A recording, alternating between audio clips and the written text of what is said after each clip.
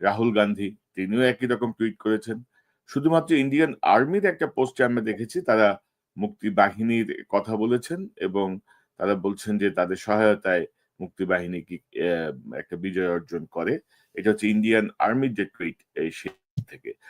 এই এই উপমহাদেশের এই বিষয়গুলো নিয়ে আসলে কথা বলতে আজকে আমার সঙ্গে যোগ দিচ্ছেন আপনাদের অত্যন্ত প্রিয় মানুষ, ঢাকা বিশ্ববিদ্যালয়ের সাবেক অধ্যাপক, আন্তর্জাতিক সম্পর্ক বিশ্লেষক অধ্যাপক এম শাহিদুজ্জামান স্যার।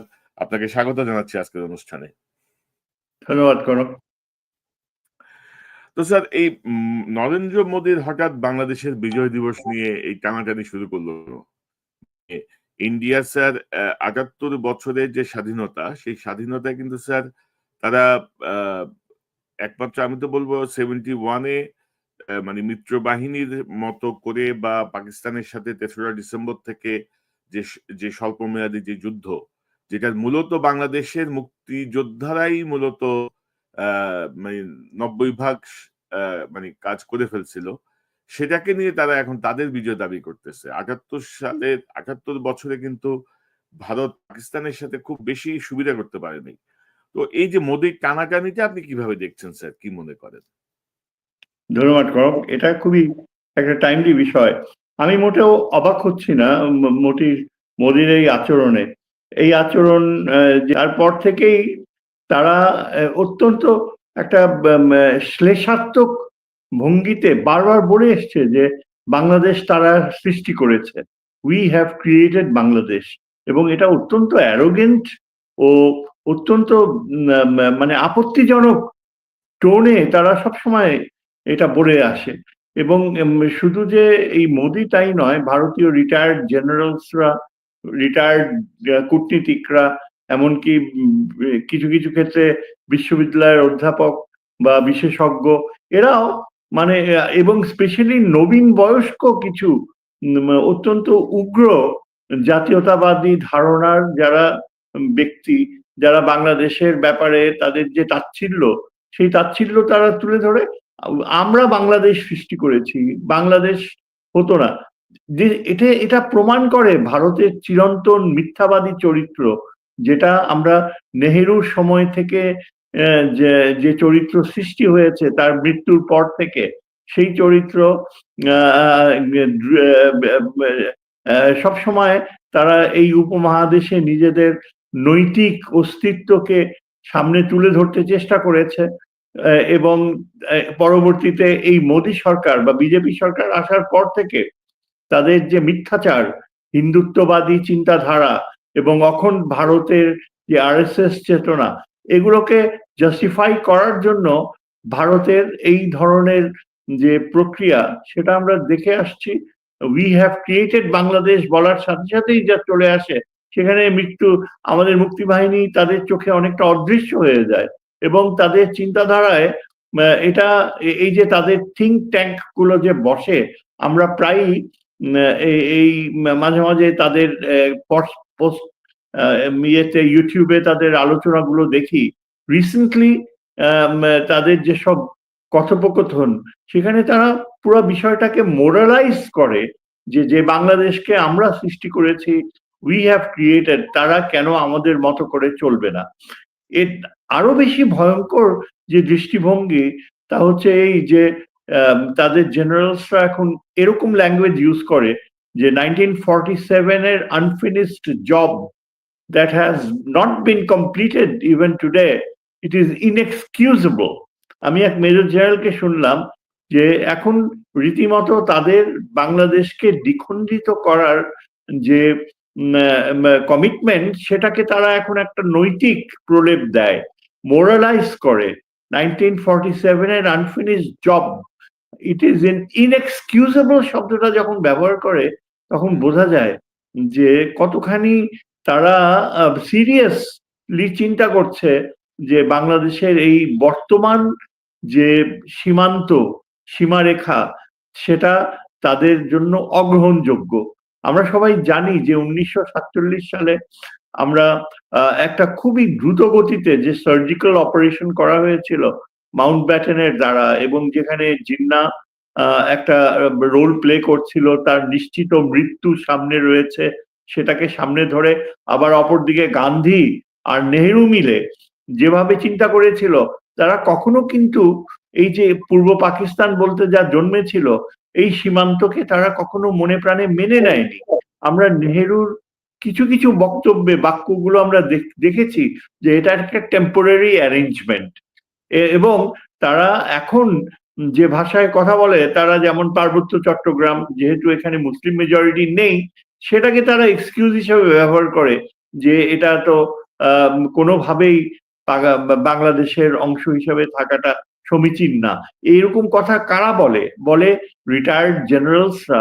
কেননা তাদের এখনকার রণকৌশল হচ্ছে যে যতদিন না পার্বত্য চট্টগ্রাম, যতদিন না তাদের ওই চিকেন স্নেকের অংশটুকু বৃদ্ধি পায়, ততদিন উত্তর পূর্বে নর্থ ইস্ট সিকিউর হচ্ছে না। তারা এখন এটা পিওরলি একটা সামরিক চিন্তা হিসেবে দেখে যে 1947-এ যেটা একটা টেম্পোরারি অ্যারেঞ্জমেন্ট হবার কথা ছিল, সেটা এখন পূর্ণতা পায়নি। কেন 71 সালে এটা মীমাংসিত হয়ে যায়নি যে রংপুর ডিভিশনটা তাদের অংশ হয়ে যাবে? এখনো তারা বলে যে ওই রংপুরে নাকি 40% হিন্দু পপুলেশন। সুতরাং 40% হিন্দু পপুলেশন থাকলে এখানে তারা জিওপলিটিক্যাল গ্রাউন্ডসে চিকেন স্নেককে 120 কিলোমিটার মাত্রায় বৃদ্ধি করাটা তারা মনে করে যে এটা তাদের নৈতিক দায়িত্ব। আর পার্বত্য চট্টগ্রামের ব্যাপারটা হচ্ছে যে এটাকে তো তারা একেবারে ধরেই নিয়েছে যে বঙ্গোপসাগর থেকে ত্রিপুরায় যেতে হলে পার্বত্য চট্টগ্রাম যদি তাদের নিয়ন্ত্রণে থাকে, তাহলে নর্থ ইস্টের নিয়ন্ত্রণ তাদের জন্য অনেক সহজ হয়ে যায়। এগুলো কিন্তু কাল্পনিক ধারণা নয়। আজকে নরেন্দ্র মোদীর যে ভাষা আমরা দেখতে পাচ্ছি যে 1971 সালে বাংলাদেশের অভ্যুদয়ে সেখানে সত্যিকার অর্থে যদি নিউট্রাল চিন্তাধারায় চিন্তা করা হয়, ভারত অনেক পরে মুক্তি যুদ্ধে বা পাকিস্তানের বিরুদ্ধে যুদ্ধে যাওয়ার সিদ্ধান্ত নেয়। যে যুদ্ধটা আমাদের মুক্তিবাহিনী করেছে, আস্তে আস্তে গ্র্যাজুয়ালি পাকিস্তানের যে সামর্থ্য, যে মনোবল, যেটাকে ভেঙে দিয়েছে আমাদের মুক্তিবাহিনী, যার ফলে এটা বোঝা যায় মুক্তিবাহিনী প্রমাণ করতে পেরেছে যে পাকিস্তানের সেনাবাহিনী আমাদের আমাদের এই দেশে একটা অকুপাইং পাওয়ার, দখলদারি শক্তি। এবং সেটা যখন অগস্ট, সেপ্টেম্বর, অক্টোবরের মধ্যে আরো দৃঢ়তা অর্জন করে, যখন ভারত নিশ্চিত হয়েছে যে বাংলাদেশে পাকিস্তানের সামরিক বাহিনী অকুপাইং পাওয়ার হিসাবে মোটেও টিকে থাকার সম্ভাবনা নেই, সেই নিশ্চয়তা হবার পরেই কিন্তু ভারত যুদ্ধে যাওয়ার সিদ্ধান্ত নিয়েছে। জেনারেল ম্যানেকশর বিভিন্ন রকমের আচরণ, মিসেস গান্ধীর সাথে তার যে কথোপকথন, সমস্ত কিছুই প্রমাণ করে যে মুক্তিবাহিনী যদি পজিটিভলি পাকিস্তানের সামরিক বাহিনীকে ধ্বংস করার পথে একটা বড় সাহসী অ্যাডভান্স না করত, তাহলে কিন্তু ভারত এই পাকিস্তানের সাথে এই যুদ্ধে যাওয়ার কোনো সম্ভাবনাই থাকতো না। এই কথাটা কিন্তু আমরা কখনো জোর করে বলি নাই, কখনো তুলেও ধরিনি। আমরা সবসময় দেখাতে চেয়েছি যে ভারতের পাকিস্তানের বিরুদ্ধে বিজয়ে মুক্তিবাহিনী ছিল সহায়ক শক্তি। এটুকু কেন আমরা প্রমাণ করব? আমাদের তো তুলে ধরতে হবে এই কথা যে ভারত যে পাকিস্তানের বিরুদ্ধে যুদ্ধে নেমেছে, সেই সিদ্ধান্ত গ্রহণ সম্ভব হয়েছে কেননা পুরো গ্রাউন্ড ওয়ার্ক মুক্তিবাহিনী তখন করে ফেলেছে। হয়তো আমাদের আরো কিছুটা বিলম্ব হতো, কিন্তু আমাদের মুক্তিবাহিনী যে পরিস্থিতি তৈরি করেছিল, সেখানে পাকিস্তানের সামরিক বাহিনী, পাকিস্তানের মতো একটা সীমিত অর্থনৈতিক সামর্থ্যের দেশ, যেখানে পাকিস্তান ডিপ্লোম্যাটিক আইসোলেশনের সম্মুখীন হয়েছিল, যেখানে পাকিস্তান বলতে গেলে দীর্ঘদিন এই যুদ্ধ চালিয়ে যাওয়ার মতো তার অর্থনৈতিক সামর্থ্য মোটেও থাকতো না, সেখানে আমরা ওদেরকে গ্র্যাজুয়ালি, হয়তো আরেকটা বছর সময় লাগতো, কিন্তু ইভেন্চুয়ালি তারা এই দেশ ছেড়ে পালাতো।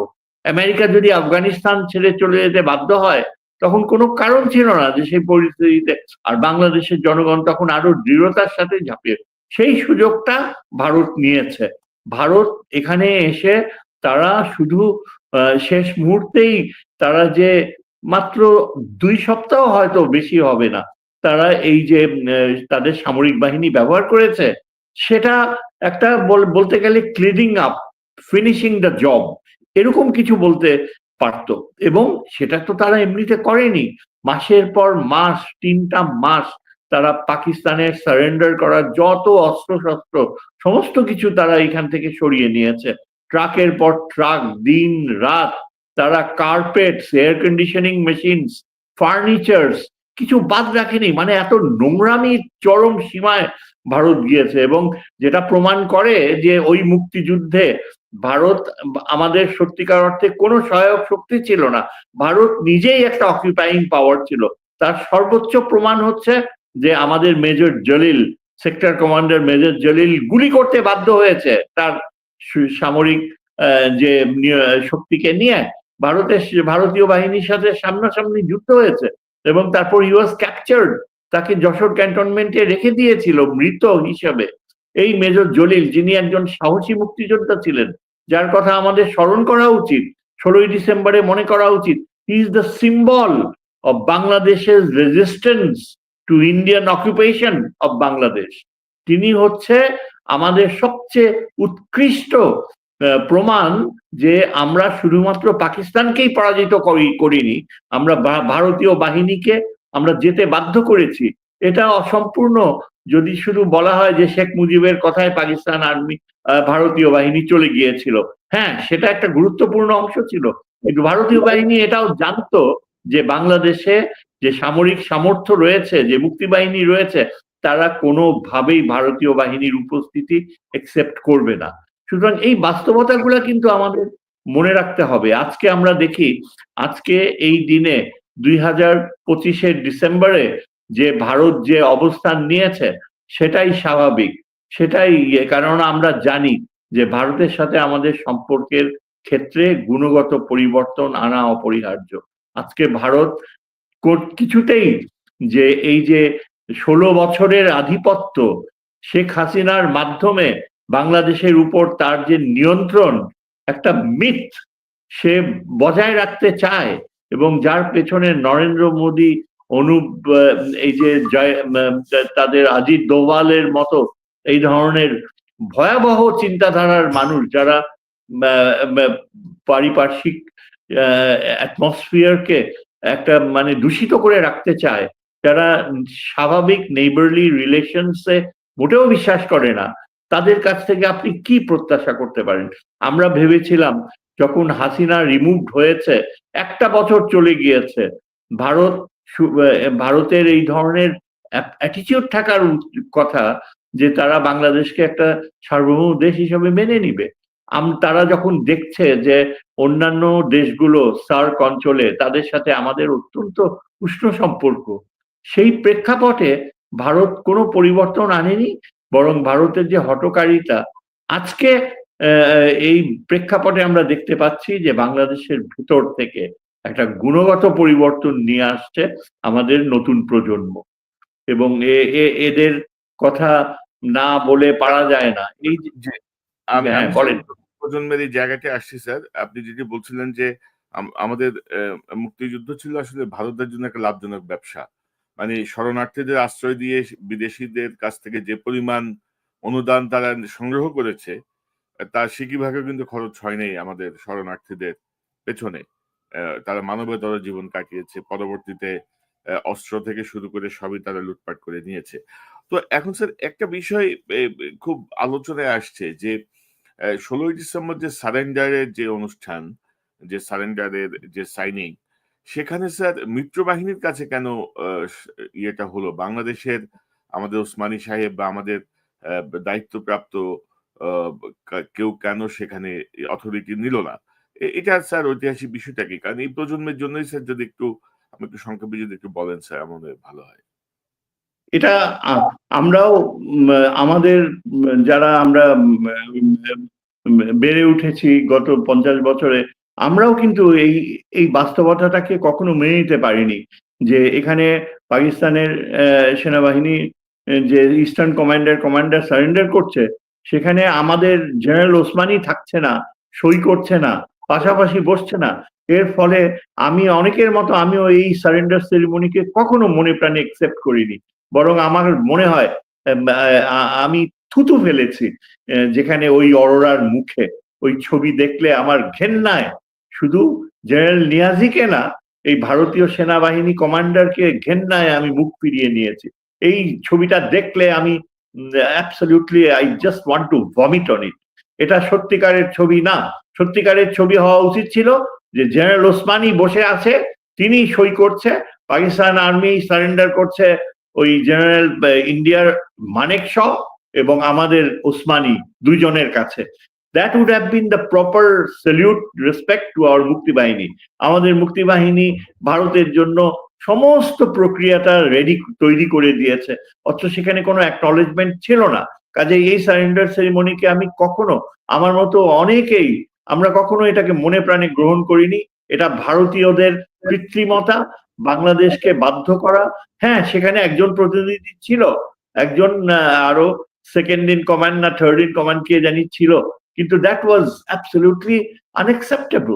এটা আমাদের যে গৌরবান্বিত যে কৃষ্টি গড়ে উঠেছে বাঙালি পূর্ব বাংলার যে সাহসী সৈনিক, ইস্ট বেঙ্গল রেজিমেন্ট বলতে পশ্চিমবঙ্গেতে কোনো পশ্চিমবঙ্গ বেঙ্গল রেজিমেন্ট নাই, আমাদেরই ইস্ট বেঙ্গল রেজিমেন্ট যে লাহোরকে রক্ষা করেছে 1965 এর যুদ্ধে, যারা বীরত্বের সাথে 71-এ যুদ্ধ করেছে, তাদের ভারতীয় বাহিনী ওইভাবে স্বীকৃতি দেওয়া উচিত ছিল যে তারা জেনারেল ওসমানী সাহেব। বরং কি করেছে, শোনা গিয়েছে যে জেনারেল ওসমানীর হেলিকপ্টার লক্ষ্য করে গুলি করেছিল।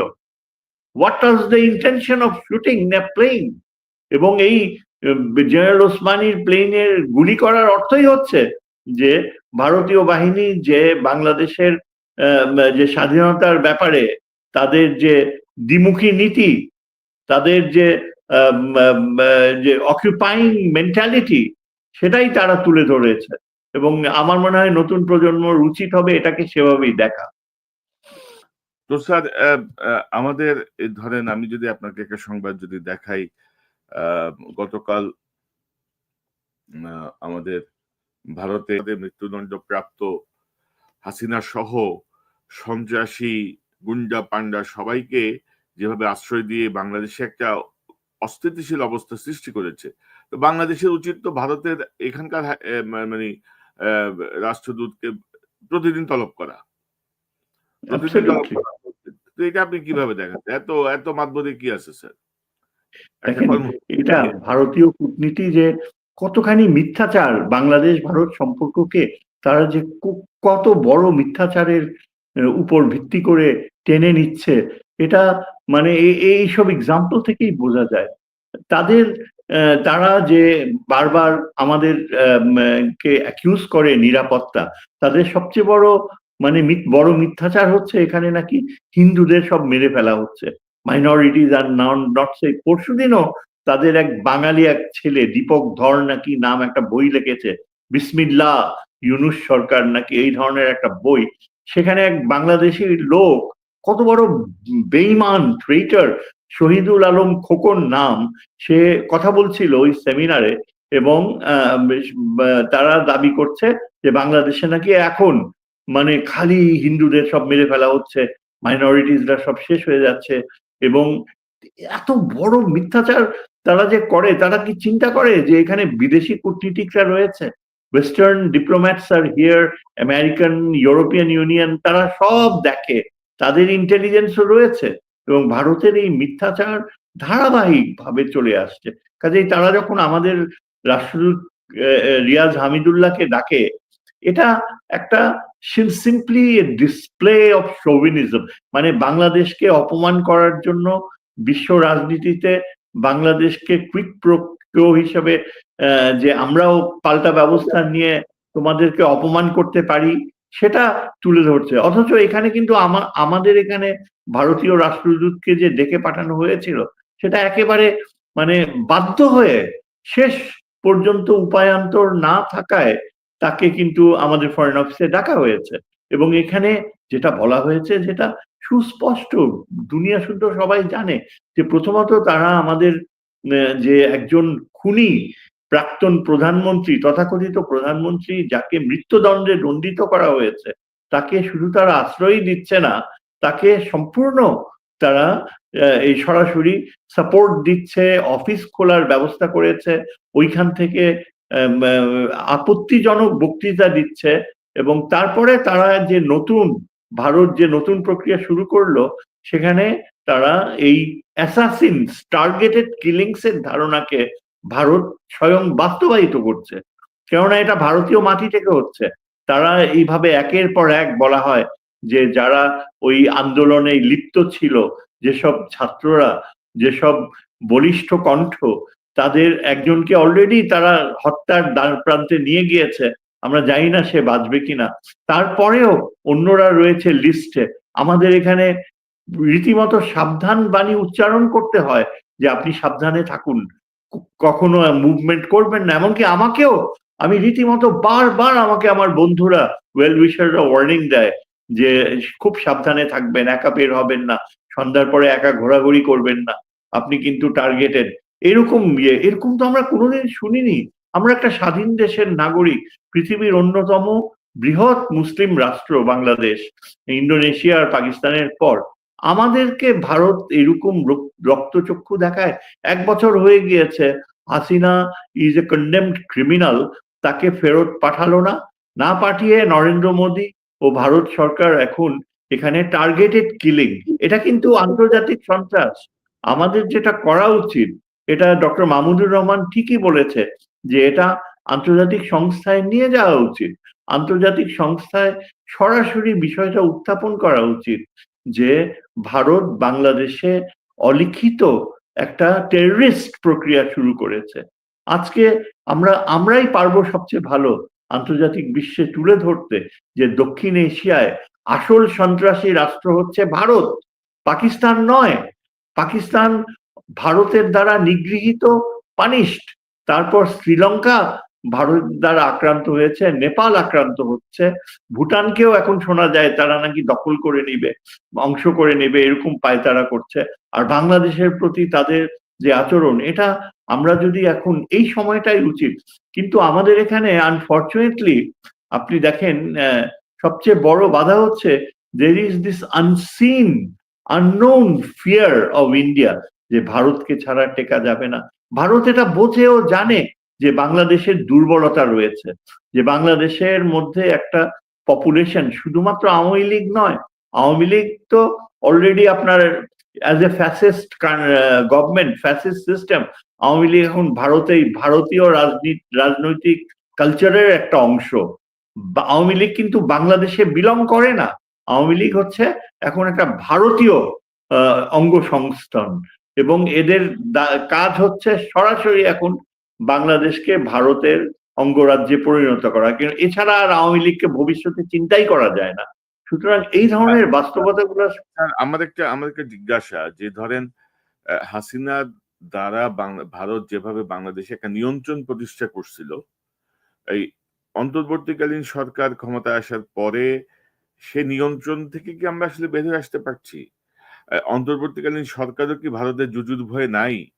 কারণ ইউনূস সাহেব দুই একটা কথাবার্তা বলে একটু পপুলারিটি পেয়ে গিয়েছিলেন যে না ভারত ইয়ে করবে। তো অনেকে মনে করেন যে ইউনূস সাহেব না থাকলে হয়তো ভারতের আগ্রাসী তৎপরতা আর একটু বাড়তো, বা মানে এসব মিলে কি মনে করেন এই সরকার কি মানে কোনো গুণগত কোনো পরিবর্তনের জায়গায় আসছে? আমরা তো দেখি যে অজিত দোভালের সঙ্গে বৈঠক, আমাদের নিরাপত্তা উপদেষ্টা 2 দিন আগে চলে যান দৌড় দিয়ে। হ্যাঁ, 2 দিন আগে, মানে যেখানে সকালে গেলেই হয়, উনি 2 দিন আগে যে হাজির হয়ে গেছেন। তো এই যে ধরেন বিষয়গুলো, এটা আপনি কিভাবে দেখেন? দেখেন Kanak, it is very easy to be very critical এই সরকারের ব্যাপারে। তুমি যেভাবে ইন্ডিকেট করছো যে যেভাবে তারা আমাদের স্বার্থর ব্যাপারে সচেতন নয়, সেটা বলা সহজ, কিন্তু তারপরও আমি বলবো যে আমি এই স্যার সরকার না থাকলে। মানে ইন্ডিয়া নিয়ে আমাদের অবস্থানটা কি হলো? মানে এই সরকারের কি গুণগত কি পরিবর্তন হলো? মানে ইন্ডিয়ান দেখেন, ইস্যুতে। হ্যাঁ, আমি তাহলে কিছুটা বলি। হ্যাঁ, এই সরকারের লিমিটেশনস রয়েছে, তুমি যেটা বললা যে এই যে ডক্টর খলিলুর রহমান দোহায় গেল, তারপর কিছু একটা মানে কি হলো বোঝা গেল, কিন্তু তারপরেও আমি বলবো যে প্রফেসর ইউনূস থাকার ফলে কিন্তু একটা বিশাল রিটার্ন টু নর্মাল রিলেশনশিপ যেভাবে হওয়া উচিত সেই পথে আমরা যেতে পেরেছি। আমি তাও বলবো যে আমাদের পররাষ্ট্র উপদেষ্টার হাজারো সীমাবদ্ধতা থাকতে পারে, তার ইংরেজি উচ্চারণ বা কথা বলা বা আমেরিকা বা ওয়েস্টার্ন এক্সপেরিয়েন্সের অভাব থাকতে পারে, কিন্তু তারপরেও আমি বলবো যে এই সরকার কিন্তু মানে সোজাসুজি অনেকটা একরোখা অবস্থান যে নিয়েছে সেটা বজায় রাখতে পেরেছে। কেননা ভারত যেটা চেয়েছিল যে প্রফেসর ইউনূসকে বিদায় করতে যথাশীঘ্র তাকে একটা মানে মানে রীতিমতো মোল্লা বানাতে, জামাতি বানাতে, সেগুলো যখন ভারত পারেনি, মোদি যখন অনেক চেষ্টা করেছে আইসোলেট করতে, আমাদের সাথে সমস্ত বাণিজ্য বন্ধ করে দিয়ে, আমাদের সমস্ত ভিসা ব্যবস্থা বন্ধ করে দিয়ে, মোদি এক্সপেক্ট করেছিল যে বাংলাদেশের অর্থনীতি কলাপস করবে। কলাপস তো করেনি, বরং আমার যেটা সবচেয়ে বড় কৃতিত্ব মনে হয় এই সরকারের, যে আমরা সামরিক দিক থেকে আমরা প্রায় পঙ্গু হয়ে গিয়েছিলাম। সেই পঙ্গুত্ব থেকে এই সরকারের কারণেই কিন্তু আমরা নিজের পায়ে দাঁড়াতে পারছি। এখন আমরা যে যে ধরনের সামরিক সরঞ্জাম গুলা ক্রয় করা হচ্ছে এবং যেভাবে সামরিক বাহিনীতে সচেতনতা, আত্মসম্মান বোধ আবার জাগ্রত হচ্ছে, এটা অগ্রাহ্য করার কোনো উপায় নাই। শত সীমাবদ্ধতার পরও আমি বলবো যে চীন, পাকিস্তান, টার্কি, তারপরে এই যে ইউরো ফাইটার ক্রয় করা হচ্ছে ইটালি থেকে, তারপরে এই যে এগুলো এগুলো কিন্তু আমার মনে হয়, অনেকে বলে একজন বামপন্থী নেতা, বাম গুলো খুবই মারাত্মক, বামরা বলে যে খেতে পায় না কেন এইসব যুদ্ধাস্ত্র, কিন্তু এইগুলো প্রয়োজন আমাদের নিবারক গড়ে তোলার জন্য।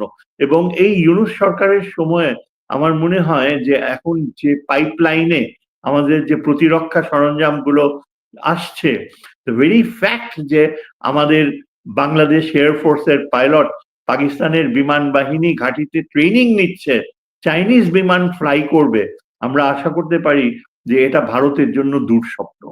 আমরা এটা ধরে নিতে পারি যে ভারত ওয়ার্স্ট নাইটমেয়ার যদি তাদের হয়ে থাকে, এটা এইভাবে সৃষ্টি। এখন যেটা আমাদের সীমাবদ্ধতা হচ্ছে, আমি যেহেতু একজন নিরাপত্তা বিশারদ, এখানে আমি এই সুযোগে এই কথাটা না বলে পারছি না যে আমাদের শুধু এই যে পারচেজ গুলো, এগুলো যে এই আইসোলেটেড কেনাকাটা করলে কিন্তু আমাদের নিরাপত্তা হবে না।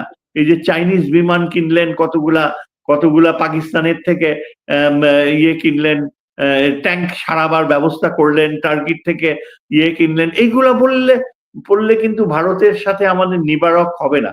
ভারতকে যদি আমাদের ঘুরিয়ে দাঁড়াতে বাধ্য করতে হয়, ভারত যদি আমাদেরকে শ্রদ্ধাশীল হতে হয়, তাহলে অবশ্যই আর কাল বিলম্ব না করে আমাদের সাথে চীনের সাথে, পাকিস্তানের সাথে মিলে যে নিরাপত্তা বিমান, air defence programme, air defence coalition, হ্যাঁ, যেটা পাকিস্তান আর চীন করতে পেরেছে, যে এই গত যুদ্ধে ভারত পরাজিত হয়েছে। আসল ভারত যে কত দুর্বল সেটা প্রমাণ হয়ে গেছে চীন আর পাকিস্তানের সহযোগিতায়। এই সহযোগিতার ক্ষেত্রে আমরাও প্রবেশ করব, সেটা এখনো কেন ঘটছে না? এখানে আমি বলবো ইউনূস সরকারের ব্যর্থতা। ইউনূস সরকার যদি তিনি আরো এক ধাপ এগিয়ে যেতে পারতেন, যে চীনের সাথে তিস্তা চুক্তি, পাকিস্তান ও চীন সহ যে নিরাপত্তা কোলিশন, সেটা খোলাখুলি ভাবে বলে দেয়া ভারতকে, সেখানে রাগঢাক করা ঠিক না। ভারত এমন একটা দেশ, আপনি যদি তাকে লাথির ভাষায়, if you don't kick India on its butts, India আপনাকে কোনোদিন রেসপেক্ট করবে না। আমাদের দুর্বলতা হচ্ছে যে পররাষ্ট্র মন্ত্রণালয় টিপিক্যালি 15 বছরে পদানত হয়ে গিয়েছে। আমাদের একজন ভালো রাষ্ট্রদূত রয়েছে দিল্লিতে, কিন্তু তাকে শক্তির ভাষায় কথা বলতে হবে। এবং শেষোক্ত আমি এই সরকারের আরেকটা অ্যাচিভমেন্ট যেখানে আমি ভাটা পড়ছে, আমার ভয় হচ্ছে, সেটা হচ্ছে ডক্টর খলিলকে নিয়ে। ডক্টর খলিলকে কিন্তু তার যে সহকর্মীরা, তার যে পররাষ্ট্র মন্ত্রণালয়ে তার যে সহযোগীরা, তারা কিন্তু কেউ তার উপরে আস্থা রাখতে চায় নাই। তারা সবাই তাকে দেখেছে অত্যন্ত মেধাবী একজন অপরচুনিস্ট হিসাবে। এবং আমি খুব অবাক হয়ে যেতাম যখন শুনতাম যে আমারই অনেক পরিচিত ঘনিষ্ঠ যারা অর্থনীতিবিদ বলুন বা আমলা বলুন প্রাক্তন, তারা এই ডক্টর খলিল সম্বন্ধে হচ্ছে যে তুমি দেখবে যে সব সময় সে নিজের স্বার্থ ছাড়া আর কিছু চেনে না। কিন্তু আমি প্রাণপণ চেষ্টা করেছি ডক্টর খলিলের প্রয়োজনীয়তাকে তুলে ধরতে, কেননা আমি দেখেছি যে ভারত এই ডক্টর খলিলকেই সবচেয়ে বড় বাধা হিসাবে দেখছে। এমনকি ওই বিএনপির যে সবচেয়ে বড় মানে সন্দেহজনক ব্যক্তি, যাকে শিলং সালাউদ্দিন বলে সবাই চিনে, এই ব্যক্তি খলিলের রিমুভাল দাবি করেছিল যেদিন অজিত দোভাল বলেছে যে আমরা খলিলের রিমুভাল চাই। এবং সেই খলিল শেষ পর্যন্ত কিন্তু এই আর্কিটেক্ট ছিল বলতে গেলে। চীনের সাথে আমাদের নিরাপত্তা সহযোগিতা, পাকিস্তান তুর্কির সাথে নিরাপত্তা সহযোগিতা, যেটা বলতে গেলে ইউনূস সরকারকে কিছুটা ভারতের প্রেক্ষাপটে একটা আবার return to A defence respect, self respecting defence, সেই পথে আসার সম্ভাবনা সৃষ্টি করেছে। কারণ ডক্টর খলিল নিরাপত্তা উপদেষ্টা হিসাবে তিনি এটা খুব সুন্দরভাবে করেছিলেন। এমনকি এটাও শোনা যায় যে অত্যন্ত জটিল আলোচনায় আমেরিকার সাথে আমরা আমাদের টার্মস এন্ড কন্ডিশনস গার্মেন্টস এর ক্ষেত্রে রক্ষা করতে পেরেছি। সেখানেও এই সরকারের অবদান ছিল, যেখানে ভারত বারবার আমাদের ব্যর্থতা কামনা করেছে। কিন্তু এখন যেটা আপনি একটু আগে বললেন যে হঠাৎ করে এটা শোনা যায় যে খলিল কিছুটা নিষ্ক্রিয় হয়ে গিয়েছে, কেননা তার ধারণা যে আগামীতে এই বিএনপি সরকার ক্ষমতায় আসবে, ক্ষমতায় বসবে এবং হয়তো তাকে আগামীতে কিছু কোনো একটা গুরুত্বপূর্ণ পদে হয়তো কন্টিনিউ করার সুযোগ করে দেয়া হবে, এবং সেই জন্য নাকি তিনি ভারতের সাথে এখন একটা আপোষকামী পথে যাচ্ছেন। I am the last person to believe যে এরকম কোনো প্রবণতা থাকবে। তবে এটাও ঠিক যে ইউনূস সরকারের যে এই শেষ কয়েকটি মাস রয়েছে, আগামী ২-৩ মাস, ভারতের সাথে আমাদের কোনো ইচ্ছাকৃতভাবে আমরা কোনো কনফ্রন্টেশনে যেতে চাই না।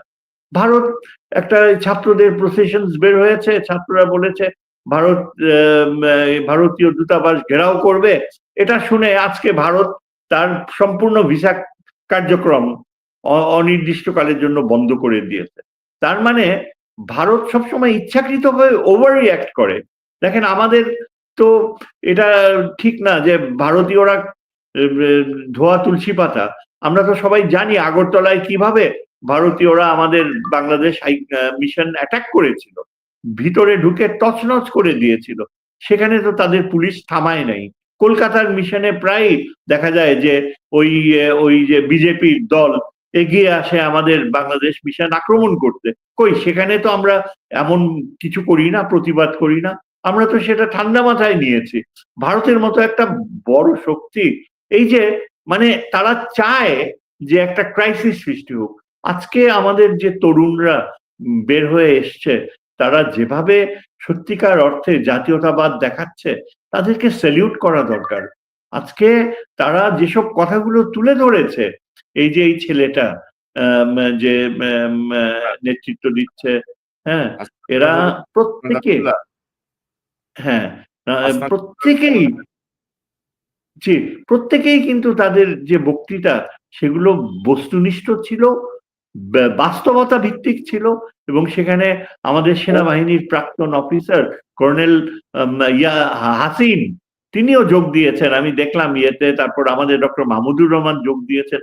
এরাই হচ্ছে বাংলাদেশের সত্যিকারের জাতীয়তা বোধ, এবং এই জাতীয়তা বোধের প্রতি ডক্টর খলিল, ডক্টর ইউনূস শ্রদ্ধাশীল থাকবে। এতে ভারত আমাদেরকে সম্মান দেবে। ভারতীয়রা দেখতে চায় যে বাংলাদেশের বুকের পাটা কতটুকু। আমরা বুকের পাটা বলতে আমরা এই মানে নেগেটিভ তাচ্ছিল্য বা অ্যাগ্রেসিভনেস সেটা তো প্রকাশ করব না। আমাদের ছেলেরা যা বলছে, তারা মেয়ের নেতৃত্ব, তাদের মুখ থেকে যেসব কথা বের হয়ে আসছে, সেটা সুস্পষ্ট একটা স্বাধীন চেতা জাতির স্বাধীনতা উপলব্ধি। এবং এটা জি কেন হচ্ছে আরো বেশি করে আমি বলি, এই কথাগুলো কিন্তু আরো বলা দরকার।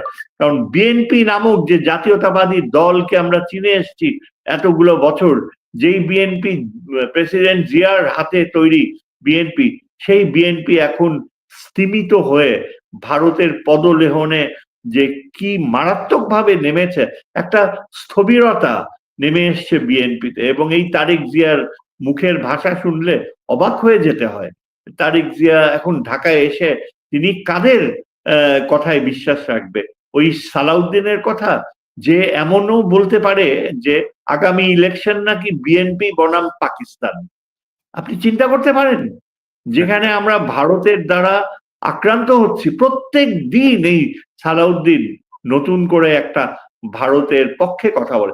আপনি এছাড়া কিভাবে আশা করেন যে আমার আমার বিএনপির কারো কারো মধ্যে স্যার এক ধরনের ভারত প্রীতি দেখছি। আবার স্যার জামাতও তো স্যার এই প্রতিযোগিতায় আছে কিন্তু স্যার। জামাতও কিন্তু দেখেন, ভারতের কোন নেতা ভারতকে খুশি করা বা ভারতের ব্যাপারে হ্যাঁ, এটা এটা মোটেও জামাতের জন্য ভালো হবে না। আমি এই আজকে সন্ধ্যার সময় একজন আমাদের সংগ্রামী ছাত্র জোটের এক নেত্রী, তার ভাষা শুনছিলাম। তাকে টেলিভিশনে জিজ্ঞেস করা হচ্ছিল যে আপনারা যে জামাতের সাথে এখন একটা সম্পর্কে যাচ্ছেন, হয়তোবা কোনো একটা ইলেকশন অ্যালায়েন্স হয়ে যেতে পারে, আপনারা কি চিন্তা করে দেখেছেন যে জামাত আপনাদের স্বাধীন চেতা চিন্তাধারার সাথে ঐকমত্য রাখবে কিনা? এটা খুবই ক্রুশিয়াল একটা কোশ্চেন এখন। এখন জামাতকে চিন্তা করতে হবে যে তারা কিন্তু অনেক দূর এগিয়ে এসছে মানুষের সিম্পেথি পেতে। এখন লক্ষ লক্ষ মানুষ জমায়েত হয়। ওই শিলং সালাউদ্দিনের কনস্টিটিউয়েন্সি কক্সবাজারেও আজকে আমরা দেখেছি লক্ষ লক্ষ লোক ইসলামিক পার্টির পক্ষে স্লোগান দিচ্ছে। কিন্তু জামাত যদি এই নির্বুদ্ধিতার পথে যায়, তাহলে Jamaat will have nothing but a great slap on its face. জামাতের এখন চিন্তা করা উচিত, শুধু জামাত না, আমি বলবো যে ইসলামী ঐক্য জোট, ইসলামী অনেকগুলো গ্রুপস আছে, এরাই কিন্তু এখন শেষ ভরসা। আমি তো মনে করি আগামী পার্লামেন্ট যে ইলেক্টেড হবে, সেখানে সবচেয়ে গুরুত্বপূর্ণ প্রেজেন্স থাকা উচিত একদিকে জামাতে ইসলামী, না ইসলামিক গ্রুপস গুলো একসাথে, ইসলামিক গ্রুপস এর মধ্যে জামাত সহ অন্যান্য অ্যালাইজরা, আরেকদিকে বিএনপির অবস্থান যেন থাকে একটা অপোজিশন হিসাবে, তাও একটা সংকীর্ণ অপোজিশন হিসাবে। আমি তো মনে করি আগামী 2 মাস আমরা দেখব যেভাবে এই দেশে মুসলিম লীগের কোল্যাপস হয়েছিল, যেভাবে এই দেশে রিঅ্যাকশনারি ফোর্সেসদের কোল্যাপস হয়েছিল, সেভাবে আগামী এই 2 মাসে বিএনপি তার আপোষকামী নীতির মাধ্যমে তারাই জামাতকে সুযোগ করে দেবে। এবং জামাত কিন্তু আমার মনে হয় যে তাদের কিন্তু জামাতের একটা প্রবলেম কি জানেন? তাদের এই যে মৌলানা সাহেবরা অনেক সরলভাবে আবার অনেক জটিলভাবে আপোষ করে ফেলে।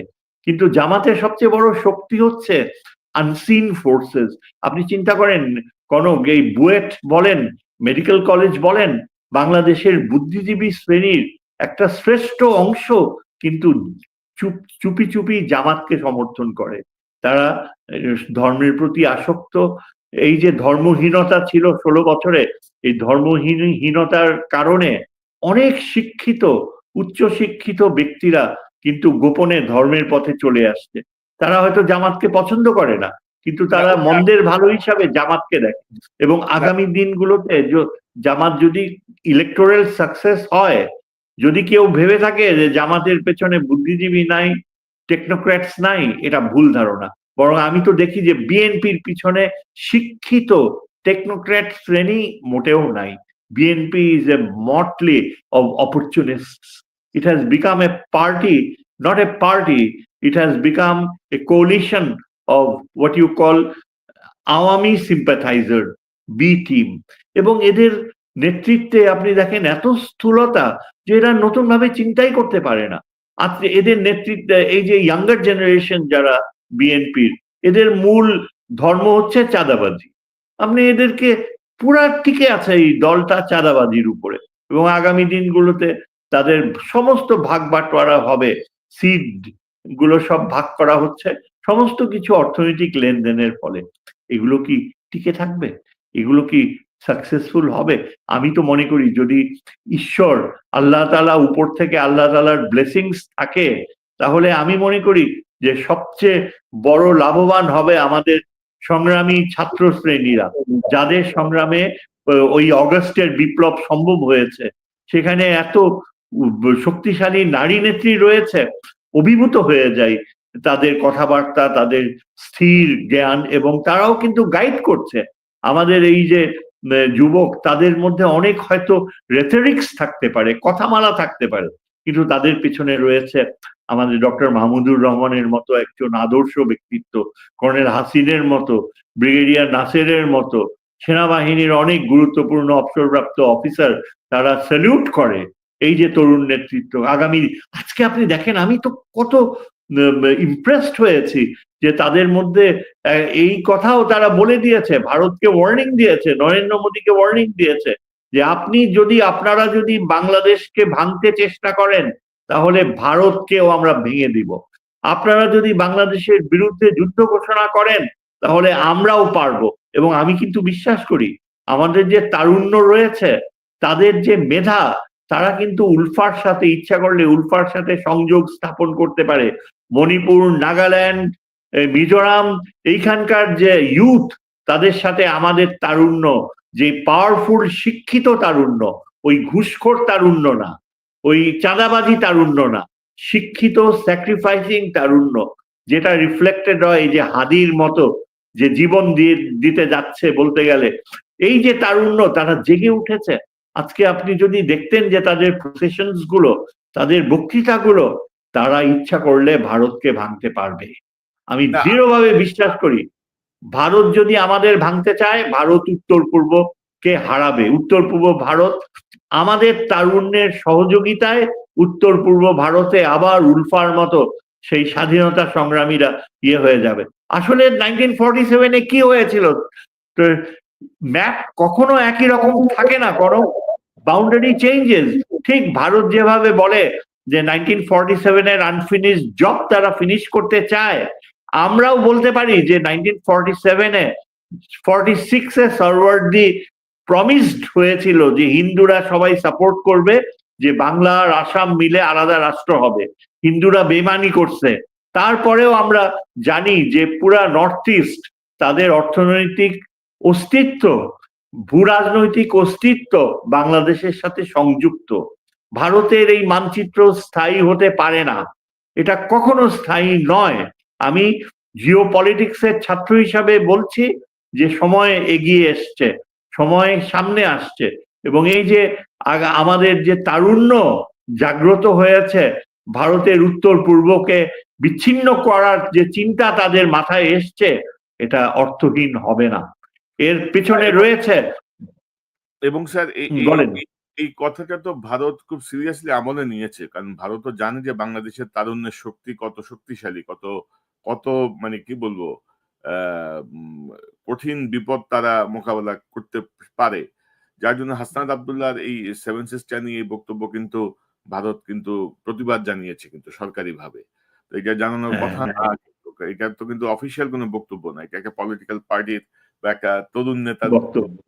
তার মানে তারা সেই এক্স্যাক্টলি দিচ্ছে যে মানে দেয়ার সামথিং, মানে এই ইয়াং জেনারেশনটা একটা সামথিং, তারা যদি এই কথা বলে এটাকে গুরুত্ব দিতেই হবে। আসলে আপনি যেটা বলছিলেন হ্যাঁ, ডক্টর খলিল কিন্তু স্যার ইনিশিয়ালি ভারত পাকিস্তান ভারত পাকিস্তান চীন আমেরিকা মিলে কিন্তু একটা চমৎকার একটা ব্যালেন্সের মধ্য দিয়ে যাচ্ছিলেন, ডিপ্লোম্যাটিক এক্স্যাক্টলি। ব্যালেন্স, এবং আমরা কিন্তু এই অনুষ্ঠানে স্যার তাকে এটা অ্যাপ্রিসিয়েট করছি। এখন কিন্তু আমি একটু এক্স্যাক্টলি। একটু একটু অন্যরকম দেখছি আর কি। তো না, সেই আমরা জায়গা আশা করব।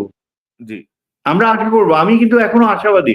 আমি জানি ডক্টর খলিলের যে যোগাযোগ রয়েছে মার্কিন যুক্তরাষ্ট্র সহ পশ্চিমা বিশ্বের সাথে, স্ট্র্যাটেজিক এক্সপার্টসদের সাথে, সে গত এই 1.5 বছরের ভিতরে যে অসাধারণ যোগাযোগ রেখেছে, তিনি যে কোনো ইচ্ছা করলে তার সেই গুণাবলী রয়েছে যে ভারতীয় কূটনীতি, ভারতীয় মিথ্যাচার এবং ভারতীয় এই নিরাপত্তার ধারণাকে সে একেবারে ধূলিসাৎ করে দিতে পারে, যদি সে এই বিএনপির এই ক্যারট দ্বারা আসক্ত না হয়। খলিলের উচিত হবে শেষ বয়সে এসে তার স্বাধীন চেতা মনোবৃত্তি বজায় রাখা। কিন্তু আমি তার বডি ল্যাঙ্গুয়েজ দেখে কিন্তু ভীত সন্ত্রস্ত। তারেক জিয়ার সামনে যে সে যেভাবে মুখে আর্টিফিশিয়াল স্মাইল সৃষ্টি করছিল এবং ওই বিএনপির নেতৃত্বের সামনে তিনি যে কাচুমাচু ভাব দেখাচ্ছিল, এটা খলিলকে মানায় না, মোটেও মানায় না। তবে স্যার খলিলের ব্যক্তিত্ব রয়েছে এবং তবে সামনে নির্বাচনে মানে ভারতের প্রতি সহানুভূতিশীল বা কেউ যদি মনে করে যে আমরা ভারতের সমর্থন নিয়ে সরকার গঠন করব বা আমাদের সরকার গঠনে বা নির্বাচিত হওয়ার জন্য ভারতকে আমাদের প্রয়োজন হবে, তারাই একটা বড় ভুল সিদ্ধান্ত নেবে বলে আমি মনে করি। এবং বর্তমান সময়ে 5ই আগস্টের পরে আমরা আসলে বিএনপি, জামাত মূলত এই দুইটা দলের মধ্যেই আমরা কিন্তু এক ধরনের মানে সবাই একটা লবিং লাগাই রাখছে আর কি স্যার, যে ভারতের একটা গুড হিউমারে থাকি, ভারতের সঙ্গে একটা রিলেশনশিপ এটা রাখি। তো এটা দেখেন বাংলাদেশে একটা একটা তথ্য বাংলাদেশে কিন্তু আগুনের মতো ছড়িয়ে গিয়েছে এবং এটা বিএনপির জন্য ভয়ঙ্কর ক্ষতিকর। এই যে গতকাল যখন সর্বদলীয় 71টা মিটিং হলো এই হাদিকে নিয়ে, সেখানে বিএনপি উপস্থিত ছিল না। হুম। এই যে অনুপস্থিতি, এটা যে বিএনপিকে কোথায় নামিয়ে আনবে, কোথায় নামিয়ে এনেছে এবং ভারতীয় কৃতদাস বৃত্তির যে প্রথম ইঙ্গিত বিএনপি প্রমাণ করে দিল, এটা এখন the whole nation versus BNP এই পরিস্থিতি সৃষ্টি হয়েছে এবং এখন তারা একেবারে ঢাল ঢোক পিটিয়ে তাদের নেতার আগমনের জন্য অপেক্ষা করেছে এবং it will turn out to be a big disappointment. এই ছেলে এসে বিএনপি কে কি নেতৃত্ব দিবে আমার যথেষ্ট সন্দেহ রয়েছে, আমার যথেষ্ট ধরেন অনেকে যেটা বলেন যে বাইরে থেকে নেতৃত্ব ধরেন 8-10,000 মাইল দূর থেকে নেতৃত্ব দেয়া বা দেশে এসে হাল ধরার মধ্যে একটু পার্থক্য আছে। আমরা একটা আশাবাদী হতে চাই আর কি, দেখি না কি হয়েছে, ওইটা অবজারভেশনে রাখি। তো হম এবং আপনি তো স্যার ধরেন শহীদ প্রেসিডেন্ট জিয়াউর রহমানের সঙ্গে কাজ করছেন, তো আপনার আবেগের জায়গাটা অনেক বেশি আমি বুঝি, আপনার ক্ষোভের জায়গাটা অনেক বেশি সেটা আমি বুঝি। সেই জায়গাটা তো আমার মানে আমি আপনাকে স্যার কিছু বলার নাই, যেহেতু আপনি জিয়াউর রহমানের সঙ্গে কাজ করা মানুষ, তার পলিসির সঙ্গে কাজ করা মানুষ। তো একটা ইস্যু স্যার আমি একটু আনতে চাই, সেটা হচ্ছে যে আমাদের মানে ওসমান হাদিকে যে সন্ত্রাসী গুলি করলো সে ইতিমধ্যেই ভারত চলে গেছে। এই বিষয়গুলো বিভিন্ন গোয়েন্দা সূত্র থেকে কনফার্ম করা হচ্ছে এবং আমরা যেটা দেখছি যে সে ঢাকা থেকে কোথায় গেল, কোথা থেকে কোথায় গেল, কোথা থেকে কোথায় গেল, কিভাবে গেল, মানে সবই কিন্তু এখন মোটামুটি তারা বের করে ফেলছে। কিন্তু আপনি যদি দেখেন যে ওসমান হাদি যেদিন গুলিবিদ্ধ হলো দুপুর বেলায়, সেদিন রাত 11টা, 10:30 বা 11টায় ডক্টর ইউনূস সকল এজেন্সির শীর্ষদের কর্মকর্তাদের সঙ্গে বসে তিনি একটা কথাই বললেন যে এই অপরাধী যেন পালাতে না পারে, এবং এই বৈঠকের 3 ঘন্টার মধ্যে কিন্তু সে বর্ডার ক্রস করে চলে গেছে according to news paper news. তো বাংলাদেশের এই যে ধরেন আমাদের এনএসআই, ডিজিএফআই, এসবি, ডিবি, এই যে এতগুলা সংস্থা কাজ করে, মানে ইউনূস সাহেব তো আসলে ধরেন আমাদের সেনাবাহিনীও ক্লিন করে নাই, পুলিশও ক্লিন করে নাই, প্রশাসনও ক্লিন করে নাই। তো ওনার এই যে শৈথিল্য, তার কি ফল ভোগ করছি আমরা? মানে আমাদের গোয়েন্দা সংস্থা বা আমাদের আর্মি বা আমাদের পুলিশ সব জায়গায় এখন হাসিনার লোক বসা, ভারতের লোক বসা। এই শৈথিল্য তাই আমরা আমরা দিচ্ছি। আপনি কি মনে করেন? এটা একেবারে আপনি খুবই গুরুত্বপূর্ণ পয়েন্ট রেইজ করেছেন। নিরাপত্তা ক্ষেত্রে এটা যে কত বড় একটা অভিশাপ হয়ে দাঁড়িয়েছে। দেখেন, এটা তো ইউনূস সাহেব যখন বলল যে যেন ভারতে পালিয়ে না যেতে পারে, তখন কি তাকে আটকানো সম্ভব ছিল না? অবশ্যই সম্ভব ছিল।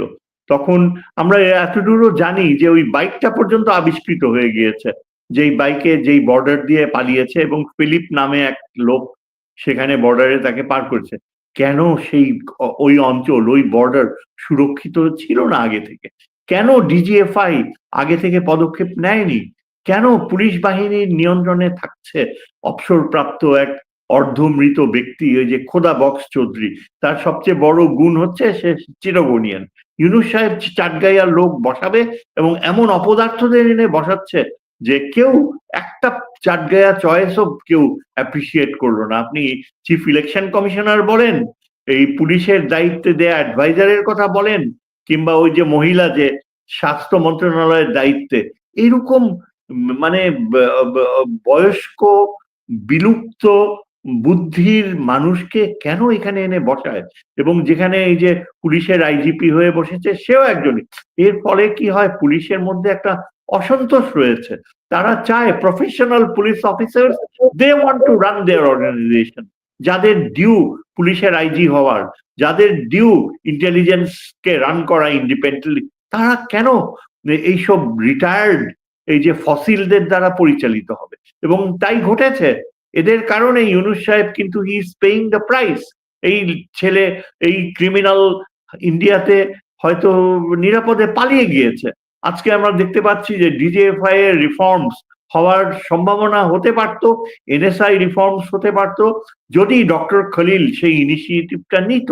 এবং আমি এর আগে আরো বেশ কয়েকটা টক শোতে এটা বলেছি যে এখন ডক্টর খলিলের দায়িত্ব হবে, যখন ফজলুর রহমান কমিশন রিপোর্টস বের হয়েছে, বিডিআর হত্যার বিচার সত্যিকার অর্থে শুরু করার সময় যেসব ক্রিমিনাল অফিসার্স মিলিটারিতে, যাদের heads should be rolling, why their heads are not rolling, why they are still in charge? Khalil কি করছে? ডক্টর খলিল নিরাপত্তা উপদেষ্টা, why he is not coming out publicly? Yunus না হয় বয়স্ক লোক, তার সীমাবদ্ধতা থাকতে পারে, but what does Khalil have to lose? He's got nothing to lose. All he has to do is show courage. এবং এখানে একটা অপদার্থ, ওই লেফটেন্যান্ট জেনারেল হাফিজ, ওটাকে জাতিসংঘ পিস কিপিং রোলে গিয়েছিল, গলা ধাক্কা দিয়ে ফেরত পাঠাইছে। টিমিডিটি, হি ফেইল। এই লোককে বসানো হয়েছে সেখানে সামরিক বাহিনীর রিফর্মস এর দায়িত্ব দিয়ে। এমন এমন লোকদের বসানো হয়েছে যাদের ব্ল্যাক স্পট। কে করছে এখানে? ওয়্যার ইজ দ্য ইউনো, যেটাকে আমরা বলি ইয়ে রিয়েল, ওই যে স্টেট বলে না, কি স্টেট জানি বলে, ওই হ্যাঁ ওই যে ইয়ে স্টেট, লুকোনো রাষ্ট্র, আসল রাষ্ট্র, শব্দটা কি যেন ভুলে যাচ্ছে, যে যারা ডিপ স্টেট, হ্যাঁ, the deep state is running the show. Why doesn't Dr. Khalil wake up? কারণ তিনি এখন প্রফেসর ইউনূসের সবচেয়ে কাছে। আমি তো দেখি যে আমাদের তৌহিদ হোসেন এখন আগের চেয়ে এখন বেশ ভালো করছে। আজকে সে প্রেস কনফারেন্সে সরাসরি ভারতকে বলে দিয়েছে যে আমাদের ইলেকশন কি হবে না হবে সেটা ভারতের ইন্টারভেনশন আমরা চাই না। এইটুকু বলার মতো যে তার উচ্চ উচ্চ পর্যায়ে নিম্ন পর্যায়ের সাহস হয়েছে, সেটা আমি অ্যাপ্রিসিয়েট করি। কিন্তু খলিল কেন এত নিশ্চুপ? খলিল কি পররাষ্ট্রমন্ত্রী হওয়ার জন্য এতই ব্যাকুল? আর তাছাড়া সামরিক বাহিনীতে রিফর্মস আনা, এখন এই যে জেনারেল ফজলু যে রিপোর্টটা দিয়েছে, তার পরিণতি তো হওয়া উচিত ছিল যে immediately the process should have began the cleaning up. কারণ আজকে যদি ডিজিএফআই ক্লিন আপ না হয়, তাহলে কনক আগামী ইলেকশনে আবার সেই ইলেকশন ইঞ্জিনিয়ারিং হওয়ার সম্ভাবনা রয়েছে, আবার সেই সিট বাটোয়ারার সম্ভাবনা রয়েছে। ধরেন স্যার, আমার নির্বাচন পর্যন্ত এখন সময় আছে স্যার, এখন 50-55 দিন। তো এর মধ্যে আপনি কি রিফর্মস করবেন স্যার? কারে কোথায় বসাবেন? আপনি স্যার জীবনে কোথাও শুনছেন যে লটারি করে এসপি নিয়োগ হয়, লটারি করে ওসি নিয়োগ হচ্ছে? আপনি গুরুত্ব অনুযায়ী তার ট্র্যাক রেকর্ড অনুযায়ী গুরুত্বপূর্ণ শহরে গুরুত্বপূর্ণ দায়িত্ববান লোককে আপনি বসাবেন। কিসের লটারি আপনি করতেছেন এখানে? ঠাট্টা চলছে স্যার। এবং ধরেন আমরা যদি বলি যে ডক্টর ইউনূস তো স্যার কিছু অপদার্থ অকর্মণ্য বসায় রাখছে, এটা তো স্যার আমরা বলছি। এবং ইউনূস তার নামের সঙ্গে তার যোগাযোগের সঙ্গেও কিন্তু সুবিচার করেন নাই। বর্ডার কিলিং কি বন্ধ হয়েছে? বর্ডার কিলিং তো বন্ধ হয়নি। বর্ডার কিলিং তো এই গত সপ্তাহে 2 জনকে গুলি করে মারছে। তো ইউনূস সাহেব কি পদক্ষেপ নিচ্ছেন? উনি তো চাইলে ওনার যে ব্যক্তিগত যে সংযোগ আন্তর্জাতিক কিছু তো আমাদের দৃশ্যমান হওয়া দরকার ছিল, তাই না? একটা করার কথা ছাড়া। এবং আপনি কি মনে করেন স্যার যে বিডিআর, কেউ বলছেন, আমাকে কয়েকজন বলছিলেন তাদের অবজারভেশন, যে বিডিআর এর রিপোর্টটা সামনে আসার পরে ধরেন প্রতিদিনই কিন্তু সংবাদপত্রগুলোয় এটা নিয়ে নানা অ্যাঙ্গেলে আলোচনা হচ্ছিল, নানা রিপোর্ট আসছিল ইউটিউবে, টেলিভিশনে। তো হাদির ঘটনাটা কিন্তু সবকিছুকে সাবসাইড করে দিছে স্যার। তো এটাও কিন্তু একটা একটা মানে তফসিল ঘোষণার পরদিনই তফসিলে একটা গুলি করে দেয়া। হাদির মাধ্যমে এবং বিডিআর এর ঘটনাকে আড়ালে নিয়ে যাওয়া, যেটাতে ঘুরে ফিরে ভারত এবং বিভিন্ন সংশ্লিষ্টতা আসছিল। আপনি কি মনে করেন স্যার, এটা এখন আমাদের করণীয় কি? ইউনূস সাহেব কি করবে, কি করা যেতে পারে? আমি তো মনে করি যে হাদির ইনসিডেন্টটা এটা ক্যাটালিস্ট হিসাবে ইউনিফাই করবে ছাত্র সমাজ, যারা রাজনীতি দল করছে তাদেরকে একটা নতুন উচ্চতায় নিয়ে যাওয়ার মতো সম্ভাবনা সৃষ্টি হয়েছে। ডক্টর মাহমুদের মতো নেতা, কর্নেল হাসিন সহ, ব্রিগেডিয়ার নাসের সহ এরকম নেতা, এবং আমার মনে হয় আহ, এটা একটা শক্তিশালী সোর্স হিসাবে কাজ করবে। আজকে আমরা ওই গতকাল যে ভিক্টরি ডে সেলিব্রেশন দেখলাম, কতগুলো প্যারাট্রুপার্স লাফায় পড়লো, আর কতগুলো পুরনো প্লেন উড়লো, আর অডিয়েন্সে কারা ছিল? সব এই ক্ষমতাধর আমলা এবং তাদের পরিবারবর্গ। তারা খুব স্নিগ্ধ হাসির মাধ্যমে উপভোগ করছে, অথচ দেশে একটা মরণপর, Rome is burning and this guys are playing the flute. কাজেই এখন একটা বড় ধাক্কা আসতে হবে, এবং আমাদের সামরিক বাহিনীর যে রিফর্মস, যে পরিবর্তনগুলো আনার কথা, ইন্টেলিজেন্স, এগুলো অবশ্যই যদি না ঘটে তাহলে কিন্তু আগামী ইলেকশন আমাদের সিকিউরিটি এস্টাবলিশমেন্ট মুক্ত, এবং এটাই কিন্তু ইন্ডিয়া চেষ্টা করছে। ইন্ডিয়া এখন তাদের নিয়ন্ত্রণ, তাদের ডিপ স্টেট কিন্তু কাজ করছে যাতে আমাদের এই সামরিক বাহিনীর রিফর্মস গুলো না হয়, যাতে এখানে আমরা এই কোন রকমে একটা ইলেকশন, নামমাত্র ইলেকশন করিয়ে বিএনপি কে আবার ওই আওয়ামী লীগের জায়গায় ক্ষমতায় বসায় তারপরে আবার তাদের পুরনো খেলা তারা শুরু করবে। এটাই হচ্ছে কিন্তু ব্লু প্রিন্ট, এবং এই ব্লু প্রিন্টটা মানুষ, এই দেশবাসী রিজেক্ট করেছে। বিএনপি মুখ থুবড়ে পড়বে। বিএনপি নামে যে একটা অপদার্থ দল দাঁড়িয়ে রয়েছে, এরা জনগণের বিপক্ষে অবস্থান নিয়েছে, এবং এরা কিছুতেই রিফর্মস হতে দেবে না। আমি এখনো আশা করব যে প্রফেসর ইউনূস, ডক্টর খলিল এবং তার যে অ্যাডভাইজার্সদের ভিতরে দেয়ার আর সাম ভেরি প্রমিসিং পিপল, তারা শুধু ইলেকশন ইলেকশন করছে, কিন্তু ইলেকশনের জন্য যে গুণগত পরিবর্তন সেগুলো আনেনি। আমার ভয়ের কারণ হচ্ছে যে কিছু কিছু লোক রয়েছে যারা কিন্তু নীরবে আমাদের এই প্রক্রিয়াকে ধ্বংস করে দিতে পারে। আপনি হয়তো জানেন না, আপনার নিউ ইয়র্ক থেকে আসা একজন মনির হায়দার নামে একজন অ্যাসিস্ট্যান্ট, সে তো ডিজিএফআই এর এজেন্ট, এখনো সে এখানে বসে আছে। এই আলী রিয়াজ এখনো সে তার বিরাট অর্জন নিয়ে নিউ ইয়র্ক দেশে ফিরে যায়, আবার ফেরত এসে আবার জয়েন করেছে। এরা কি করছে? বলি, ধরেন স্যার, আলী রিয়াজের এই যে ঐক্যমত্য কমিশন একটা টোটাল ফেলিয়ার, সে কিছুই করতে পারে নাই। পরে, এত সমালোচনার পরে, তার মেয়াদ শেষ হয়ে যাওয়ার পরে তাকে আবার মানে উপদেষ্টার মর্যাদায় তাকে আবার নিয়োগ দেওয়া হয়েছে বিশেষ সহকারী। এগুলা তো পলিটিক্যাল গভর্নমেন্টের থেকে বড় ফাজলামো হচ্ছে স্যার জাতির সাথে। এক্স্যাক্টলি, এরা একেবারে ইউনূসকে নিয়ন্ত্রণে রাখছে। ইউনূসের কোন রকমের ভয়েস নাই। Ali Riaz has got the links with the intelligence machinery, তারা ঠিক করেছিল। তারপর আরেকজন আবার ল অ্যাডভাইজার, তাকে নিয়ে অনেক রকমের কথা শোনা যায়। আমি কিছু বলতে চাই না, সে আমার প্রাক্তন কলিগ ছিল এবং আমার খুব স্নেহধন্য ছিল এক সময়। তবে এরা যদি এই যে ইফতেখারুজ্জামান বলেন, বদিউল আলম মজুমদার, যারা কমিশন হেড করেছে, এদেরও লয়ালটিস কিন্তু questionable, because they are foreign passport holders. এরা বাংলাদেশের নাগরিকত্ব তাদের কত গভীর রয়েছে, আদৌ তাদের সেই ত্যাগ স্বীকার করার মানসিকতা রয়েছে কিনা, but do they have an agenda?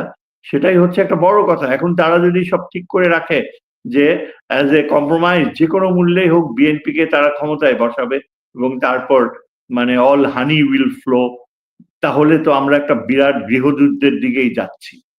এখন যদি দেশকে বাঁচাতে হয়, যদি ব্লাডশেডের হাত থেকে রক্ষা পেতে হয়, তাহলে আমরা ভারতের সাথে সম্মানজনকভাবে আমরা আমাদের অবস্থান ব্যক্ত করব।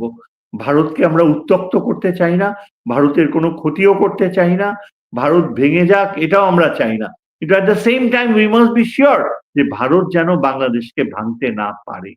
আমরা আমাদের নিরাপত্তার জন্য যা প্রয়োজন তাই করব, আমাদের প্রতিরক্ষার জন্য যা করব, কিন্তু ভারত সেখানে বাদ সাধবে কেন? আমরা তো ভারতকে বলে দেই না যে আপনাদের বাগডোগরা বেইসে কেন SS-400 ডিপ্লয় করছেন? আপনারা আমাদের ওই বর্ডারের কাছে আপনারা কেন এই রাফেল জেট বসিয়েছেন? আমরা তো তাদেরকে গাইড করি না।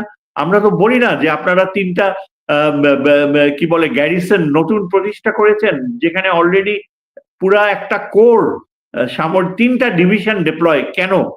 আমরা তো বলি না। কাজেই আমরা যেখানে তাদের আভ্যন্তরীণ প্রতিরক্ষায় হস্তক্ষেপ করি না, আমাদের প্রতিরক্ষায় তারা কেন হস্তক্ষেপ করবে? আমাদের সাথে পাকিস্তানের কি চুক্তি হলো, চীনের সাথে কি চুক্তি হলো, তিস্তা আমরা কিভাবে কাকে দেব, সেটা সম্পূর্ণ বাংলাদেশের নিজস্ব ব্যাপার।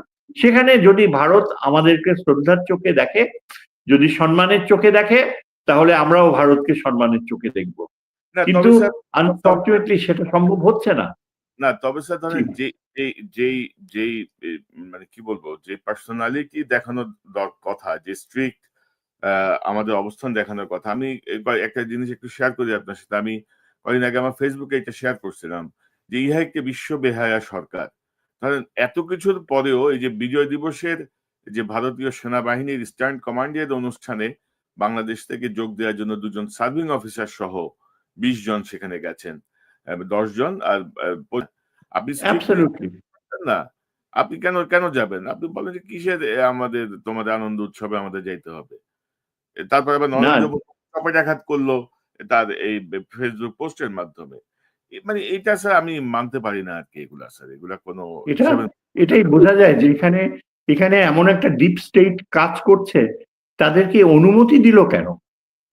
রাষ্ট্রীয় নীতি যদি হয়ে থাকে যে ভারত আমাদের এখানে হত্যাযজ্ঞ চালাচ্ছে, ভারত থেকে কি বলে পেইড অ্যাসাসিন আমাদের দেশে আমাদের তারুণ্যকে হত্যা করছে, এইরকম একটা বাস্তবতায় কিভাবে যায়, কিভাবে অনুমতি দেয়া হয়? আমি তো বুঝি না। সেনাবাহিনী প্রধানকে আমি জিজ্ঞেস করতে চাই যে আপনি কিভাবে আপনার অধীনস্থ অফিসারের নেতৃত্বে এরকম একটা ডেলিগেশন গেল? আপনার কি সামান্যতম আত্মসম্মান বোধ নাই? আপনি কি করছেন? কাকে রিপ্রেজেন্ট করছেন? আপনি কোন দেশের সেনাবাহিনী প্রধান? বাংলাদেশের নাকি ভারতীয় স্বার্থ রক্ষার্থে? এখানেই তো আমি দেখছি যে আমাদের নিরাপত্তা বাস্তবতায়, প্রতিরক্ষা বাস্তবতায় বিরাট একটা ঝুঁকি। যে আজকে 2025 সালের বিজয় দিবস, সেটা উচিত ছিল একান্তই আমাদের বিজয়, একান্তই আমাদের মুক্তিবাহিনীর গৌরব গাথা, সেটাকে নিয়ে। কিন্তু সেই পথ থেকে বিচ্যুত হয়ে কেন এখানকার সামরিক বাহিনীর ডেলিগেশন যাচ্ছে কলকাতায়? এর জন্য দায়ী সেনাবাহিনী প্রধান, এর জন্য দায়ী এইসব কুলাঙ্গার কিছু officer, they should have been kicked out and they have not yet been kicked out. যারা এই বিডিআর হত্যার সাথে জড়িত ছিল, they are still there. এবং এটা কেন পদক্ষেপ নেওয়া হচ্ছে না? আমি তো ব্লেম করব ডক্টর খলিলুর রহমানকে। এই লোকটা কি শেষ বয়সে এসে একটা অপদার্থ হিসেবে নিজেকে প্রমাণ করতে চায়? সে জাতীয় নিরাপত্তা উপদেষ্টা। একটা জাতীয় নিরাপত্তা উপদেষ্টার সর্বাত্মক ক্ষমতা থাকবে। সে সেনাবাহিনী প্রধানকেও সে নিয়ন্ত্রণ করবে। আমেরিকায় তা করে, ভারতেও তা করে এবং অন্যান্য সভ্য দেশে সেরকমই হয়ে থাকে। কিন্তু সে এখন 1.5 বছর হয়ে গিয়েছে, সে অনেক কিছু অ্যাচিভ করেছে, আর কিন্তু করতে ডক্টর পারছে না কেন? স্যার ডক্টর ইউনূসই ওয়াকারের ভয়ে কম্পমান, আর এই তো ডক্টর খলিল। মানে ইউনূস সাহেবই Well, তো they have to ওয়াকারের ভয়ে ভয়ে মনে হয় কম্পমান। মানে মুখে দিয়ে আমি আশাবাদী কনক, আগামী 2 মাস সামনে রয়েছে। আমরা যদি নিজেদের শুধরাতে না পারি, নিজেদের এখনো সময় রয়েছে। এই 2 মাসের ভিতরে অনেক কিছুই ঘটে যেতে পারে, অনেক নাটকীয়তা ঘটে যেতে পারে। কিন্তু আমরা যদি সেই পথে, সুস্থ পথে, দেশাত্মবোধের পথে না যাই, যদি বিএনপির সেই তোষামোদী নীতির কাছে বাংলাদেশ আত্মসমর্পণ করে, তাহলে এই দেশের কোনো ভবিষ্যৎই থাকতে পারে না। কিন্তু আমার মনে হয়, আমি বিশ্বাস করি যে আমাদের এমনও নেতৃত্ব রয়েছে, ডক্টর মাহমুদের মতো, আমাদের অন্যান্য তারুণ্য যে রয়েছে, যে নারী নেতৃত্ব সামনে চলে আসছে, তারাই কিন্তু বাংলাদেশকে এগিয়ে নিয়ে যাবে। তারাই এই বিএনপির কাপুরুষোচিত মনোভাবকে পরাজিত করবে এবং ডক্টর খলিলের মতো একজন ব্যক্তি, যার উপর আমরা এত আশাবাদী হয়েছিলাম, তার নেতৃত্বে সামরিক বাহিনীর যে রিফর্মস, সামরিক বাহিনীর কর্তৃত্বের যে পরিবর্তন, সেটা আনা সম্ভব করবে, এবং তার ফলে শেষ পর্যন্ত আমরা কিন্তু একটা স্বাভাবিক ইলেকশন করতে পারবো। সেটা না করা হলে আমাদের কোনো স্বাভাবিক নির্বাচন সম্ভব হবে বলে আমার মনে হয় না। Right sir. তো আমরাও আশাবাদী, দেখা যাক। আশা তো করতে চাই, কিন্তু আমরা তো বারবার স্যার আশা করি, ভরসা করে কাউকে বসাই, সেই আমাদেরকে ডোবায়। ধরেন ইউনূস সাহেবের প্রতি যেই আশা ছিল বা যে আস্থা ছিল বা যে নিরঙ্কুশ সমর্থন ছিল বাংলাদেশের মানুষের, তিনি সেটা করতে পারেন নাই স্যার। ইউনূস সাহেব যদি চাইতেন, অগাস্টের ৮ তারিখ থেকে ৩০ তারিখের মধ্যে আমূল পরিবর্তন নিয়ে আসতে পারতেন শুধুমাত্র এক্সিকিউটিভ অর্ডার দিয়েই, কিন্তু সেটাও করতে উনি পারলেন না। তো ওনার পিছুটান কোথায়, ওনার ভয় কোথায় এই ৮৬-৮৭ বছর বয়সে, আমি জানি না। উনি আর কি চান, সেটাও একটা প্রশ্ন। তো স্যার, আমরা অপেক্ষা করি। তবে ২০০১ সালের রাজনীতি ২০২৫ সালে যে চলবে না, এবং আমাদের যে ইয়াং জেনারেশনের যে মনোভাব, এটা যদি আমরা ধরতে না পারি, রাজনৈতিক দলগুলো যদি এটা ধরতে না পারি, আমরা যদি আবার ধরেন স্যার ইসলামিক রাজনীতির নামে যদি আমরা অতি ইসলামিস্ট আচরণ করি, মেয়েদের কর্মঘণ্টা কমায় দিতে চাই, আমরা যদি বাউলদের ধরে ধরে পিটাই, আমরা যদি গান গাইতে গেলে ওখানে বাধা দিই, মানে বৈশ্বিক যে পরিবর্তন বা বাংলাদেশের মানুষের মনোজগতের যে পরিবর্তন, সেটাকে আপনি কি চাপ দিয়ে কি কিছু করতে পারবেন? পারবেন না। সো অতি ইসলামিস্ট আচরণগুলা থেকে বের হয়ে আসতে হবে। ভারত রীতি থেকে বের হয়ে আসতে হবে, এবং মনে রাখতে হবে এটা ২০০১ না, ২০২৫। মাঝখানে ২৪ বছর চলে গেছে, এবং ২৪ বছরে এই তরুণ প্রজন্ম, নতুন ভোটার, তাদের মনোজগতের যে বৈশ্বিক হাওয়া, যে বৈশ্বিক পরিবর্তন, যে স্ট্রেইট ফরওয়ার্ডনেস, যে সাহসী বিষয়, সেটাকে আমরা যদি ওভারলুক করি, তাহলে আমরা বিপদে পড়বো। স্যার, আপনার শেষ মন্তব্যটা নিতে চাই। ধন্যবাদ। আমি মনে করি যে এই আগামী দিনগুলোতে আমরা আরো বেশি বাস্তববাদী পরিবর্তন দেখতে পারবো, যে বিএনপি যেন তার জ্ঞান ফিরে পায়, ভারতীয় গোষ্ঠী যে বিএনপিতে লুকিয়ে আছে এদেরকে যেন বিএনপির সাধারণ মেম্বাররা বহিষ্কার করে, গলা ধাক্কা দিয়ে। হাজার হাজার লক্ষ লক্ষ বিএনপি সাপোর্টার রয়েছে, তারা ভুল হতে পারে না।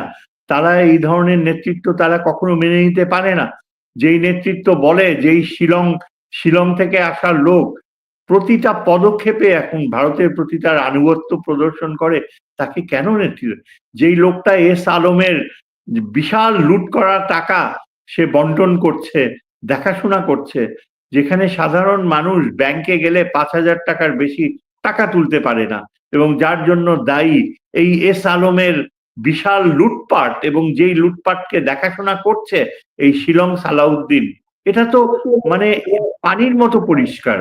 সুতরাং সেখানে বিএনপি যে সাধারণ সদস্যরা এগিয়ে আসবে, তারা সাহসিকতার সাথে তারা এই ভারত তোষণ নেতৃত্বে অবসান ঘটাবে, সেটাই আমি চাই। আর আমি এটাও আশা করব যে আমাদের ডক্টর খলিলুর রহমানের যেন বোধোদয় হয়, তিনি যেন জাতিকে কিছু সম্মানজনক এমন কিছু উপহার দেন যাতে আমাদের সামরিক বাহিনী তার হারানো গৌরব ফিরে পায়। এগুলোই আমার এখন মূল কামনা। জি, ধন্যবাদ। অধ্যাপক এম শাহিদুজ্জামান, আপনাকে অসংখ্য ধন্যবাদ আপনার মূল্যবান সময়ের জন্য। অসংখ্য ধন্যবাদ স্যার। ধন্যবাদ। দর্শক, এতক্ষণ যারা এই অনুষ্ঠান শুনলেন, নিশ্চয়ই আপনারা এই আলোচনার মর্মার্থ উপলব্ধি করতে সক্ষম হবেন। আ ভারত আমাদের প্রতিবেশী, আমরা প্রতিবেশী তো পাল্টাতে পারবো না। কিন্তু প্রতিবেশী পাল্টাতে না পারলেও প্রতিবেশীর চোখ গরম করা, গরম চোখ আমরা মেনে নেব না। অন্তত ৫ই আগস্ট, জুলাই বিপ্লবে হাসিনা যেভাবে লেজ তুলে পালিয়েছে, তারপরে ভারতের এই বোধোদয় হওয়া উচিত যে বাংলাদেশের মানুষের মনোজগতে একটি আমূল পরিবর্তন হয়েছে। আপনি চোখ রাঙিয়ে কাউকে গুলি করে মেরে কোনো একটা অস্থিতিশীল পরিবেশ তৈরি করে আপনি করতে পারবেন না। তো বেটার ভারতের বোধোদয় হোক, বাংলাদেশের রাজনীতিবিদদের মধ্যে যারা ভারতের দালালি করছেন, তোষণ করছেন, তাদের বোধোদয় হোক। না হলে কিন্তু এই তরুণ প্রজন্ম, আ মানে জেনজি যাদেরকে বলা হচ্ছে, তারা তো বটেই। মানে ২০০১ থেকে ২০০১ সালে যার জন্ম, এখন তার বয়স ২৪ বছর। তার যে মনোজগৎ, তার যেই বৈশ্বিক যেই পরিবর্তনের যে হাওয়া তার মনে, তার যে সাহসিকতা, আমার মনে হয় যে পুরান ধাঁচের যে রাজনীতি, সেই রাজনীতি থেকে প্রত্যেককে বের হয়ে আসতে হবে। পাশাপাশি আহ, আমরা আমাদের দেশ দেশের মানুষ ধর্মভীরু, দেশের মানুষ 90% বেশি মানুষ মুসলিম, কিন্তু অতি ইসলামিস্ট আচরণ আমার মনে হয় না বাংলাদেশিরা কখনোই পছন্দ করেছে অতীতে বা ভবিষ্যতেও করবে। সেই জায়গায় আমাদেরকে সতর্ক থাকতে হবে। সর্বোচ্চ ভাবে আমাদেরকে জুলাই বিপ্লবকে ধারণ করতে হবে।